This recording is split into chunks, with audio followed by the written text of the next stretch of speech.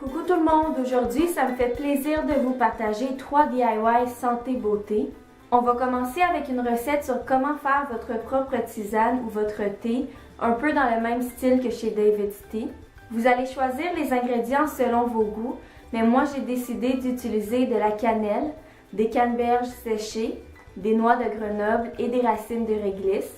En passant, je sais qu'à Grenoble, on n'appelle pas ça des noix de Grenoble, mais c'est simplement ça qu'on dit au Québec. Vous auriez pu prendre presque n'importe quels ingrédients selon vos goûts, tant que ce soit des ingrédients secs, comme des fruits séchés, des épices, des feuilles ou des noix. Par exemple, pour faire du thé, vous auriez pu prendre des feuilles de thé vert, de thé noir, de thé blanc. Pour la tisane, vous auriez pu prendre des feuilles de menthe et je vais vous mettre vraiment plein d'autres possibilités dans la description de la vidéo, ainsi que tous les endroits où vous pouvez trouver les ingrédients. Ensuite, je mélange les ingrédients dans un pot et en passant, je trouve que ça fait une super belle idée cadeau de faire un mélange à tisane ou à thé personnalisé pour quelqu'un.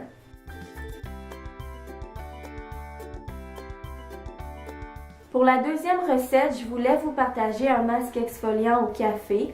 C'est important d'exfolier sa peau toute l'année. Moi, je le fais une fois par semaine, mais surtout l'hiver, j'ai tendance à avoir la peau plus sèche, donc ça aide vraiment à venir enlever les peaux mortes.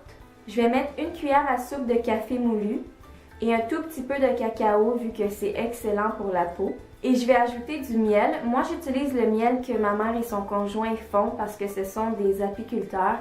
Mais si vous êtes vegan ou que vous ne voulez pas utiliser de miel, vous pourriez prendre un peu d'huile d'olive ou l'huile de votre choix, tant que ce soit une huile qui convient à votre type de peau.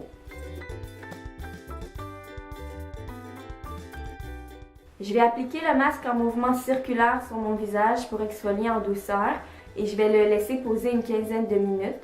Ensuite, je vais rincer et le café, c'est excellent pour venir réveiller la peau. Donc, si vous avez un teint un peu plus terne pendant l'hiver, vous pouvez venir illuminer votre teint et ça a aussi plein d'autres propriétés. Encore une fois, je vais mettre plus de détails dans la description si vous regardez la vidéo directement sur YouTube.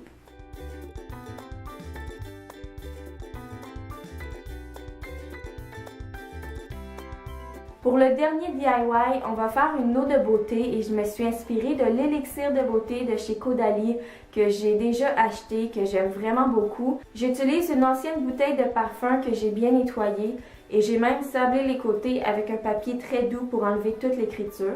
Je vais mettre un peu d'eau purifiée, donc de l'eau distillée ou filtrée ou en bouteille. Vous savez, je vous dis toujours ça, c'est juste que c'est mieux pour que les microbes se développent moins rapidement dans vos produits faits maison. Vous auriez aussi pu mettre un peu d'eau de rose, d'eau florale, même de l'eau de bleuet. Dans celle de chez Caudalie, utilise de la fleur d'oranger et de l'eau de raisin.